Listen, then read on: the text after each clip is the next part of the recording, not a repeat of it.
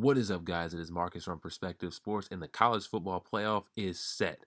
And now let's take a look at the entire top 25. At 25, we have Boise State, 24, Iowa State, 23, Missouri, 22, Northwestern, 21, Fresno State, 20, Syracuse, 19, Texas A&M, 18, Mississippi State, 17, Utah, 16, West Virginia, 15, Texas, 14, Kentucky, 13, Washington State, 12, Penn State, 11, LSU, 10, Florida, 9 Washington, 8 UCF, 7 Michigan, 6 Ohio State, 5 Georgia, 4 Oklahoma, 3 Notre Dame, 2 Clemson, and number 1, none other than the Alabama Crimson Tide, meaning Alabama and Oklahoma will play, and Clemson and Notre Dame will play for a spot in the national championship.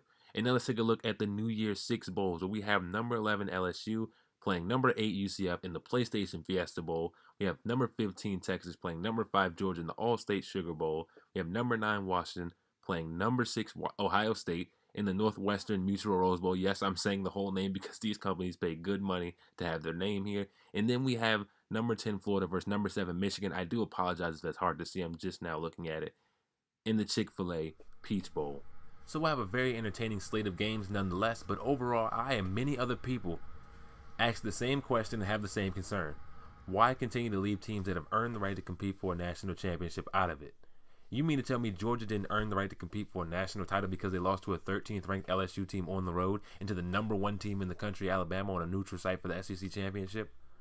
We're going to ignore the fact they beat a 24th ranked South Carolina team on the road, ignore the fact they beat a 9th ranked Florida team at a neutral site in a huge rivalry game, skate over the fact they beat an 11th ranked Kentucky team on the road, and skate over the fact they beat a 24th ranked Auburn Tiger team. Does this team didn't deserve the right to compete for a national title? Then we have Ohio State. Yes, they have an ignominious loss to Purdue by 29 points. I'm not even going to begin to justify that. But I will say this is the same Ohio State team that beat a 15th ranked TCU team effectively on the road. They played in Texas versus Texas Christian University. That's a road game. The same Ohio State team that beat a 9th ranked Penn State team on the road in a huge rivalry game. The same Ohio State team that beat a 24th ranked Michigan State team. The same Ohio State team that dominated the 4th ranked Michigan Wolverines in a huge rivalry game. They had a highly touted defense, hung 62 on them.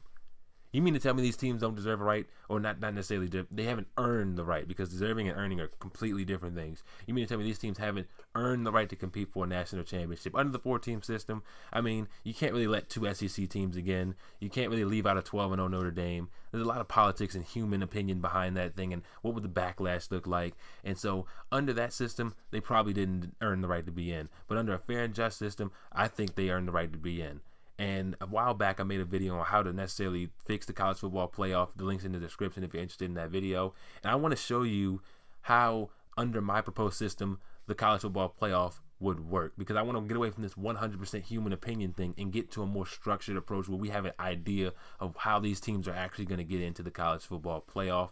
And I want you to look at these games, look at the matches, and tell me, do these dilute, what other words have I heard? Ruin, or anything the anti-expanders want to say. Look at these games and tell me you wouldn't be interested in a weekend of this. And in the 18 playoff, we have number 9 Washington playing number 1 Alabama, number 8 UCF playing number 2 Clemson, number 5 Georgia playing number 4 Oklahoma, and number 3 Notre Dame playing number 6 Ohio State. And under my system, you have to be a conference champion to host the first round of the playoffs. Notre Dame does not have a conference, so they do not qualify for that home game. And I think that balances things out a bit. First, we have Washington versus Alabama. This matchup is very intriguing to me because these teams don't play very often. Last time they played was 2016, where Alabama dominated Washington. But these are 2 extremely well-coached teams. Both have 2 of the best scoring defenses in the country. Alabama ranks 4th, allowing 14.7 points per game. Washington ranking 6th, allowing 16.5 points per game. This won't be your high-flying 59-50 game. And I think Alabama will win this game comfortably, but it will most definitely be an intriguing matchup, especially early on in the game. Next, we have UCF versus Clemson. UCF wants to make a statement against a big-time team. This is their chance. People say UCF belongs in the ACC. Well, let's see how it works out when you play the best team in the ACC. This game by itself would garner a ton of views. Then we have Georgia and Oklahoma. The committee made it very clear they were choosing between these 2 teams for that 4th spot.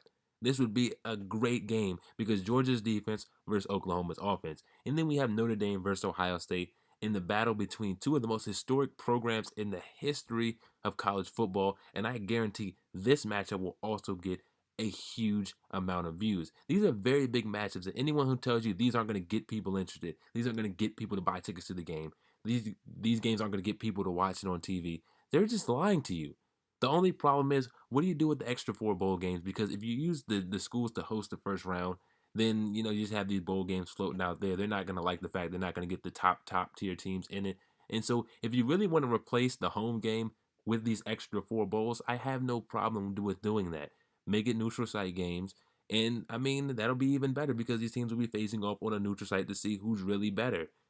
And so I'm going to leave you guys with that. I'm going to get working on my New Year's Six bowl predictions and playoff predictions videos. Let me know what you guys think down in the comment section below. I'll see you there.